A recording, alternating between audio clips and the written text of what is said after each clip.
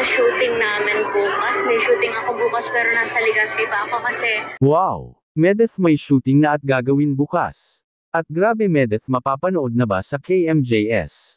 Isang mapagpalang araw sa inyong lahat mga kalingap, sanay hindi nyo po makalimutan na mag-like sa video na ito. At paunawa tapusin muna ang kabuuhan ng video na ito mga kalingap at para malaman ang nilalaman nito. At maraming salamat po mga kalingap sa pagpatuloy na pagsuporta lalo na kay Kuya Val Santos Matubang at Kalingap Rab. Medeth may nakatakdang shooting, grabe to the next level na talaga si Medeth mga kalingap. Pero bago yun ay pag-usapan muna natin mga kalingap ang patungkol kay Medeth mga kalingap. At nagpaparinig na naman si Medeth mga kalingap dahil sa napag-alaman natin kay Medeth sa kanyang isinabi na panatilihin anyang maging mababa palagi ang puso nito mga kalingap at para kung sakaling kahit gaano pa anya siya hihilahin pababa ay palagi pa rin anyang nakatapak ang mga paa nito sa lupa at hindi kailanman mag-isip na maghihiganti at hayaan na lang anya niya na ang Diyos ang humila sa kanya pataas mga kalingap. May punto rin naman ito mga kalingap. At sino naman kaya ang pinapatamaan ni Medeth sa kanyang isinasabing ito mga kalingap?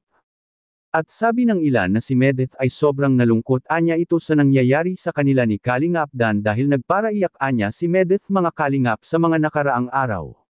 Maaring nasaktan si Medeth nang dahil sa itinuloy na nga ang tambalan ng Dan Joy. At maaring nakaramdam talaga si Medeth ng sakit sa kalooban nito ngunit matalino at magaling naman magdala si Medeth sa kanyang sarili mga kalingap. At bakit ko po ito nasabi? Dahil si Medeth ay kamakailan nga lang ay nakikita natin siyang namasyal sa Tagaytay mga kalingap at para aliwin ang nasaktan nitong damdamin at para mabilis na makapag-move on si Medeth sa nangyari sa kanya mga kalingap.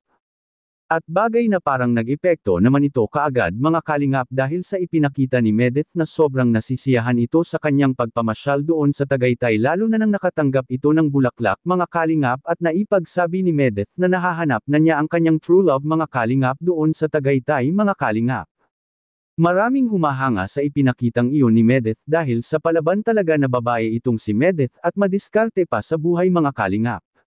Sa kanyang pagiging madiskarte ay naisipan nga ni Kalingap Rab na hindi na lang ito tutulungan dahil at sa kayang-kaya ni Medeth ang makaangat ito sa kanyang buhay mga kalingap dahil sa kanyang diskarte at sipag malayo talaga ang mararating ni Medeth mga kalingap. At isa na nga dito ang makapagpatunay na ang kanyang plano na magpigiri ito ay tinutupad na nga niya ito ngayon mga kalingap. Kasalukuyan ng mayroon ng inaalaga ang baboy si Medeth sa kanilang bahay mga kalingap. Malaking maitutulong ng pigiri sa kanila mga kalingap dahil sa para lang nag-alkansya si Medeth dito at maaring maibenta niya ang mga baboy niya kapag nagkaanak na ito at kapag madami na ito mga kalingap. Ito ang isa sa hinahangaan ng karamihang viewers kay Medeth dahil sa hindi lang maganda at may diskarteng malupit pa sa buhay mga kalingap. Sa kabilang dako naman mga kalingap Medeth may nakatakdang shooting makikita po natin sa video. ko ng damit po kasi kailangan sa shooting namin bukas. May shooting ako bukas pero nasa Legazpi pa ako kasi may kukunin ako dito. So yeah. Nandito na naman ako sa Alea. Hello po. Hello ate. May shooting ako bukas sa One Media. Yan, abangan nyo po pag nilabas na.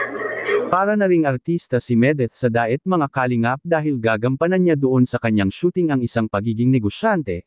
Anong masasabi niyo po tungkol dito? Please comment and God bless you all.